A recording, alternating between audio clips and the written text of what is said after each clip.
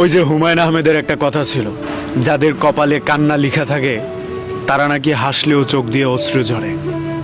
আমি খুব ভালো করে জানি আমাদের বিচ্ছেদের কয়েক বছর পর কোনো এক গলির মাথায় আমাদের আবার দেখা হবে। হয়তো আমরা একজন আরেকজনকে তেমন কিছুই বলতে পারবো না, একজনের দিকে আরেকজন ফেলফেলিয়ে তাকিয়ে থাকবো। এই সময়ের ব্যস্ততা কিংবা বেকারত্বের অজুহাতে তুমি অন্য কারো হয়ে গিয়েছো। এখন হয়তো ভালো আছো, দিন শেষে সবাই ভালো থাকে, কিন্তু সবচেয়ে ভয়ানক ব্যাপার হচ্ছে নিজের প্রিয় মানুষটা নিজের চোখের সামনে অন্য কারো হয়ে যাওয়াটা। এই বিপত্তি কিংবা বিভেদটা মানুষ মেনে নিতে পারলেও ভেতরে ভেতরে এই জিনিসটা সহ্য করতে পারে না। পৃথিবীতে বিশেষ করে মানুষের যদি সহ্য ক্ষমতা না থাকতো তাহলে বোধহয় পৃথিবী আরো আগেই ধ্বংস হয়ে যেত।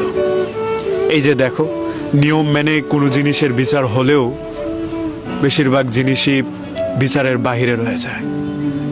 ধরো আমি তোমার জমি কেড়ে নিলাম, বিচার হয়ে গেল।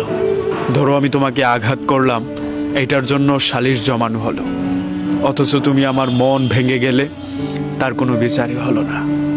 অথচ মানুষেরা বলে থাকে মানুষের ভেতরে একটা গোশতের টুকরা আছে, যেটা ভালো থাকলে মানুষ সুস্থ থাকে, আর সেটার নাম নাকি মন। এত বড় জিনিসটা তুমি ভেঙে চুরমার করে দিলে তার কোনো বিচারই হলো না। কেউ তোমাকে প্রশ্নও করলো না কেন তুমি এমনটা করলে। আমার এই মেঘাচ্ছন্ন জীবনে সূর্যের মতো এসে ঘূর্ণিঝড়ের মতো সবকিছু লণ্ডভণ্ড কেন করে দিয়ে গেলে।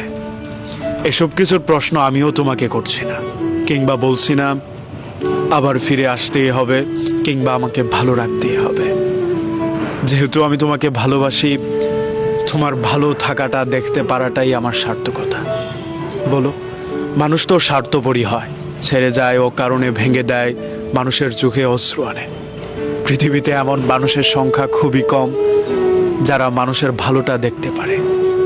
আর যাদেরকে আমরা ভালোবাসি তাদেরকে আমরা তখনই পূর্ণাঙ্গভাবে ভালোবাসতে পারবো যখন তাদের ভালোটা আমরা নীরবে হলেও সহ্য করে নিতে পারবো। এই যে তুমি দিব্যি হেসে বেড়াচ্ছ, প্রত্যেক দিন নিজের জন্য বেঁচে বেড়াচ্ছ, আরেকজনের জন্য হাসছো, এগুলোতেই শান্তি।